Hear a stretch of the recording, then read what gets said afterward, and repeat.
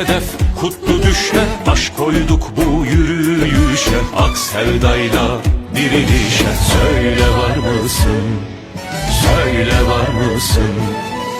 Gel kulak ver bu türküye, hedef yepyeni Türkiye, hizmet için bu ülkeye. Söyle var mısın, söyle var mısın?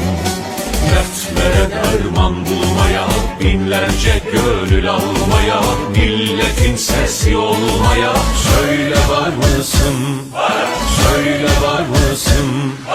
Tırnakla kuyu kazmaya, büyük oyunu bozmaya, yeniden tarih yazmaya. Söyle var mısın,